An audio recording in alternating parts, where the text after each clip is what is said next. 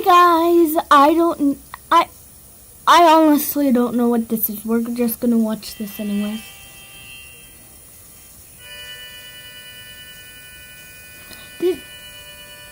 No. 18 things you've been doing wrong. Oh, 18 things I've been doing wrong. Holding juice boxes. It looks more complicated than drinking out of a juice box should be, but the flaps on kids' juice boxes are apparently made to be pulled out and held so that children had an easier time of holding the box. Not sure if it really is all that much easier. Regardless, those flaps were made for holding. 17.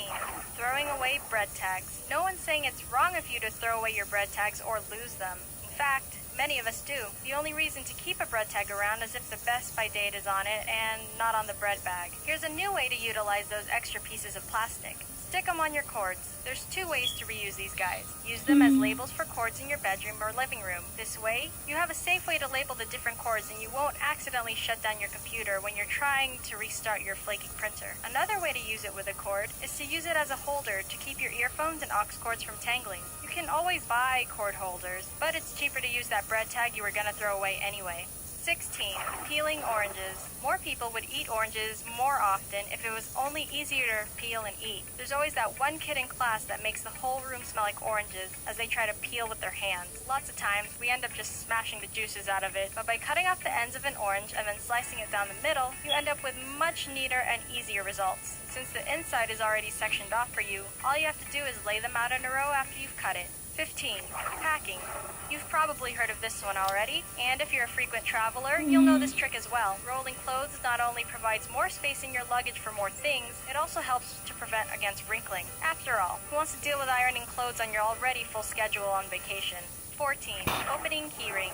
Chances are you've probably This is pretty cool already. Trying to add a key or keychain on a ring. If you don't work in an office environment or school, staple removers are not likely to be in abundance. But if you happen to have some handy, it can save time, frustration, and pinch fingertips if you use a stapler remover to open a key ring. 13. Pronouncing words. Is it mischievous or mischievous? The standard spelling for this word does not have an I after the V, even though many English speakers pronounce it as mischievous. In fact, it's actually pronounced mischievous, with no extra syllable or vowel. Polls show over half of English speakers spell and pronounce this word wrong. The same goes for words like espresso, which many pronounce it as espresso, or sherbet with an R, even though it's indeed pronounced sherbet. 12. Eating bananas. This might seem uncomfortable and even sacrilege, but technically you're supposed to peel the banana from the stubbier end. That might not make sense since we usually peel bananas from the top they hang off on trees. But if you notice the way monkeys eat bananas, they're peeled from the bottom up. But bananas supposedly peel much better and easier this way. 11. Eating Chinese takeout. If you eat Chinese takeout like they do in the movies, straight out of the box and not sharing with anyone else, then you should consider eating it like this instead. Open up the box so it's more like a plate. This way, you're not digging into a box and you can share easier and combine dishes better. 10. Taking out the trash. Drilling holes at the bottom and sides of your trash bin might not be so bad of an idea. If your household or lifestyle means the trash piles up a lot and you find yourself having someone to hold down the bin while you pull out the bag or keep one foot on the can to do so, you should consider drilling holes. Doing so allows less likeliness for suction issues, which is what keeps a lot of bags from being pulled out easy. 9. Scooping ice cream.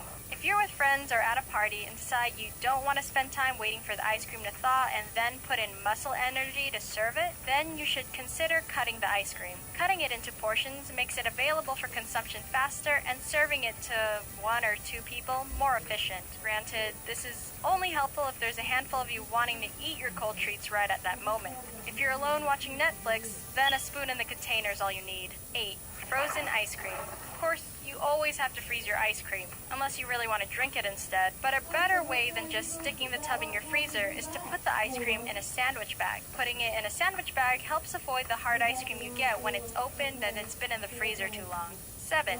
Eating cupcakes. This one's definitely something no one does. Apparently, the right way to eat a cupcake is by tearing or cutting the bottom half of the cupcake and sandwiching it over the top. Even though it's strange, what it does do is make for a neater snack and even the icing to cupcake ratio. 6.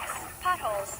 Did you ever realize the hole at the end of your pot handle can be used for your spoon? Not everyone has those fancy kitchen installations that lets you hang your pots over your kitchen island. Most kitchen devices end up stacked in cupboards. People also use the handle holes as a place to keep the spoon. Doing this prevents you from setting it on your dirty counter or scrambling to find a plate to lay it down on when the phone rings. 5. Filling water. Instead of lugging a bin or huge jug to fill the water, which will inevitably get too heavy once you finish, use a dustpan or a water bottle with a hole cut at the bottom to transfer the water from the sink way easier. 4. Aluminum foil. You're not alone if you've haphazardly tried to get some aluminum foil and accidentally pulled the whole roll out of the box. There's a hack for that actually, and it's been right in front of you since forever. It's this little tab that no one ever pays attention to at the end of the roll. Pushing it helps keep the roll in place, so when you pull that foil out, the rest doesn't come with it. 3. Eating Cheetos. Maybe you've seen this picture of Star Wars star Oscar Isaac floating around on the internet. As ridiculous as it looks, lots of people eat Cheetos and seasoned snacks with chopsticks. It helps to not get any of that red or orange food residue all over your fingers that always takes a few hand washes to really scrub out. 2.